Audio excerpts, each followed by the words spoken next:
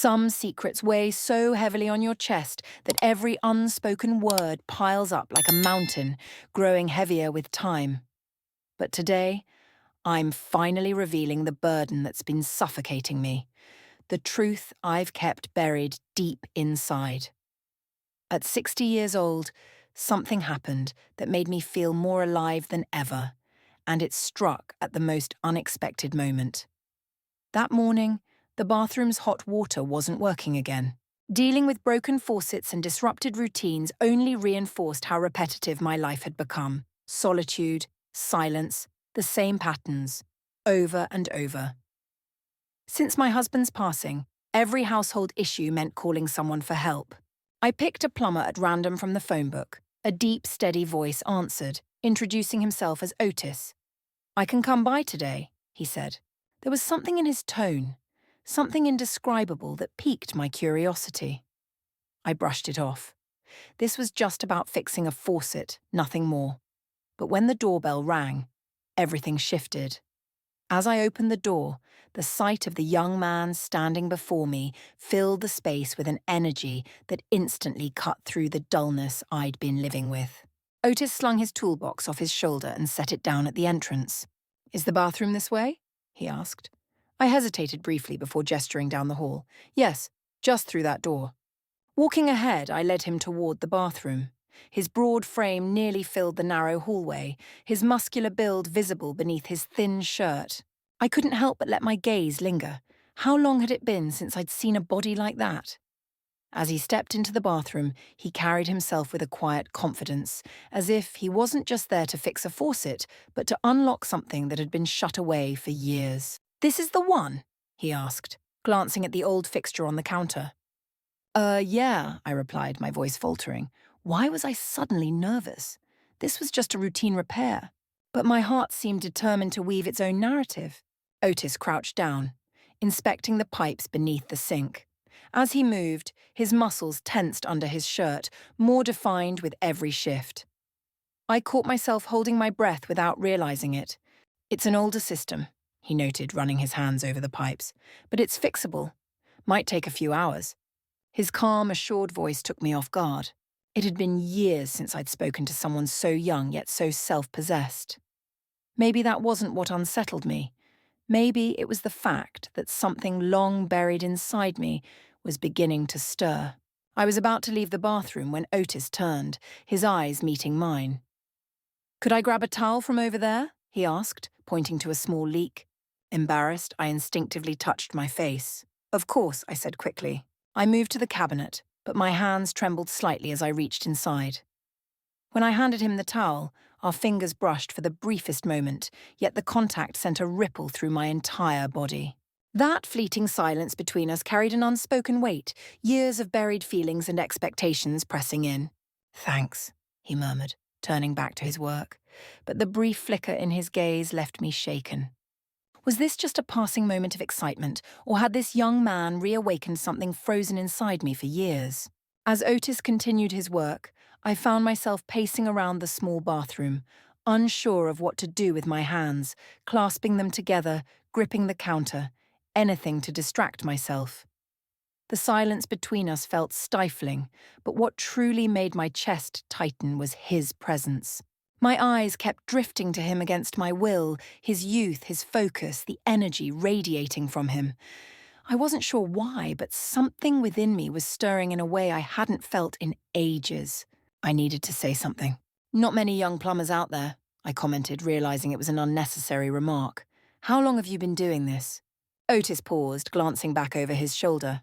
When his gaze met mine, warmth surged through me, though he seemed intent on ignoring it.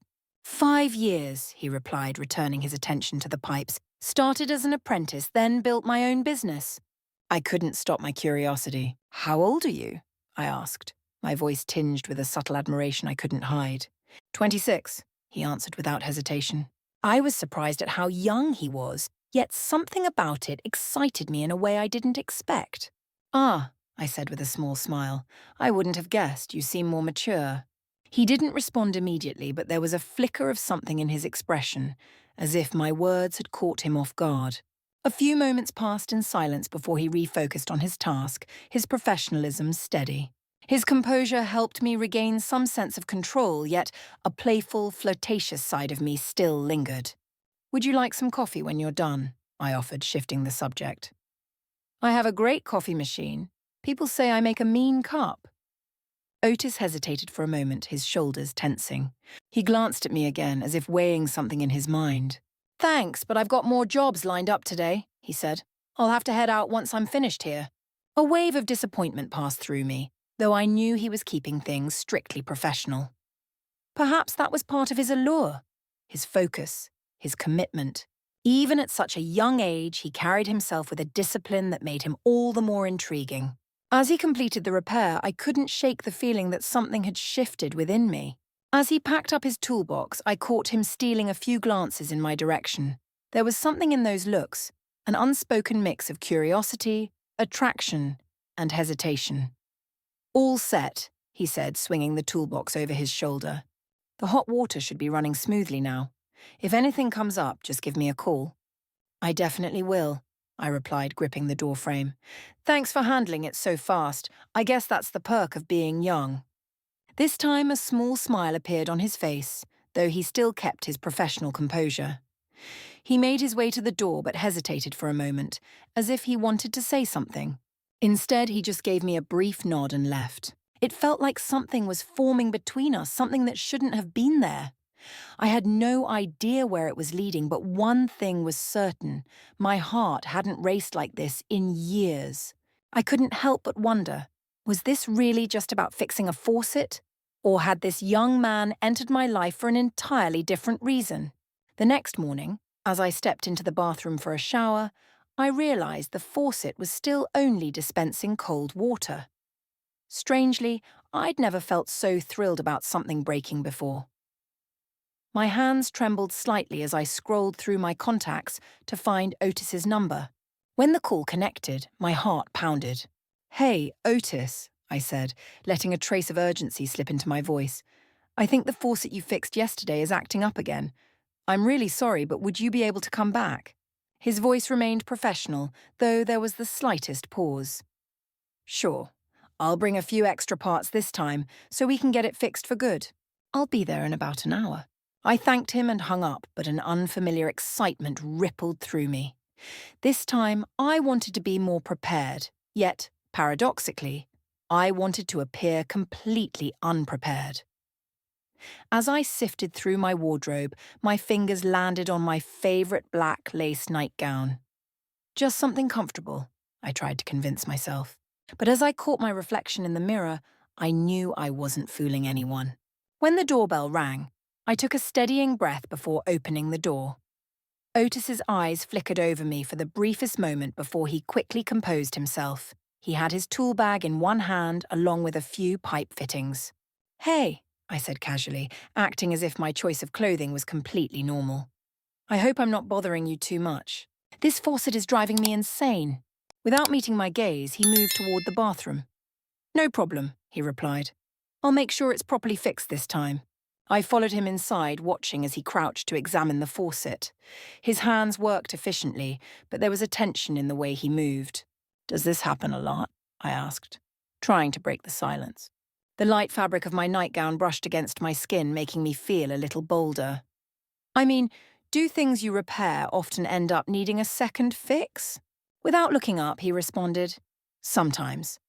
But this time I brought everything necessary to make sure it won't be an issue again." "You're very thorough," I remarked with a slight smile. "It's impressive, especially for someone so young." As I reached toward the faucet, my hand accidentally grazed his arm. Otis froze for a brief second before resuming his work, still not meeting my gaze, but I could feel the shift in his posture, the tension settling between us. "I'm just here to do my job," he said at last, his voice quieter than before. The silence stretched between us, but his distant attitude only made me bolder. As he leaned forward to inspect a pipe, I let my fingers lightly brush against his back. "Not easy to find someone as skilled as you," I said playfully. This time, he straightened up and turned to face me. His eyes held a mix of hesitation, unease, and a battle for control. "Sarah," he said, my name rolling off his tongue like a quiet warning. I'm almost finished here. After this, I won't be bothering you anymore. But for a brief second, the firmness in his tone wavered. Watching him wrestle with this situation only heightened the thrill within me, an excitement I hadn't felt in ages. The tension between us was reaching a tipping point, and the question now was who would be the first to cross the line. As Otis focused on tightening the faucet, I leaned back against the cabinet, my body shifting naturally into a more provocative stance. The thin fabric of my nightgown clung to my frame with every subtle movement. Otis pretended not to notice, but I didn't miss the slight tremor in his hands. That shake wasn't because of me, it was because of his own internal struggle. Are you sure you know exactly what you're doing? I teased, my voice carrying a playful edge. Otis kept his head down, but I noticed his breathing had quickened. Of course, he replied shortly. This is simple. Really? I murmured, stepping just a little closer. Then why does it keep breaking every couple of days? I crouched down, pretending to reach for a towel inside the cabinet. As I moved, one delicate strap of my nightgown slipped from my shoulder. The sensation of wearing it emboldened me even further. Otis glanced up, his gaze locking on me for the briefest moment before he quickly redirected his focus to the faucet. But this time, he worked faster as if he was eager to finish and get out. Maybe something else in the bathroom is causing the problem, he muttered, tightening a bolt. There was a small crack in his voice, betraying his attempt to sound unaffected. Maybe, I said, leaning casually against the cabinet, or maybe the real issue isn't the faucet at all. Here's the completely restructured and paraphrased version of your text. The right touch. I let the words linger in the air, the silence growing heavier by the second. The small bathroom suddenly felt suffocating with tension. Otis didn't respond immediately. He remained still for a moment before setting his tools aside and rising to his feet. His movements were unhurried, his expression torn between restraint and an urge he was struggling to suppress. I moved even closer, shrinking the distance between us to just a few inches. I could hear his breath uneven and strained. "Otis," I murmured, my voice barely audible, but before I could finish, his hands were at my waist. The tension between us escalated with every passing second. The slight tremble in Otis's body was the only warning before everything shifted in an instant. The only sounds filling the space were our breathing and the rapid beating of our hearts. "Sarah, we shouldn't do this," he said. But his voice lacked conviction. It was almost desperate. "Are you sure?" I asked, inching even closer. For a brief second, he hesitated as though caught in an impossible choice. And then, without another word, he kissed me. At first it was hesitant, uncertain, but soon the restraint between us shattered, and passion took over. With our eyes shut, we surrendered to the moment, completely lost in each other. Otis's grip on me tightened, pulling me closer as we stumbled toward the bedroom, colliding with the walls along the way. Our hands clung to each other, our pulses racing. Everything was moving too fast, and yet it felt inevitable. By the time we reached the bedroom, Otis's grip on my waist had only grown firmer. I quickened my steps, matching the intensity of the moment. It all happened so suddenly that before I could fully grasp it, we had already crossed a line neither of us could undo. Once we were inside, everything unraveled.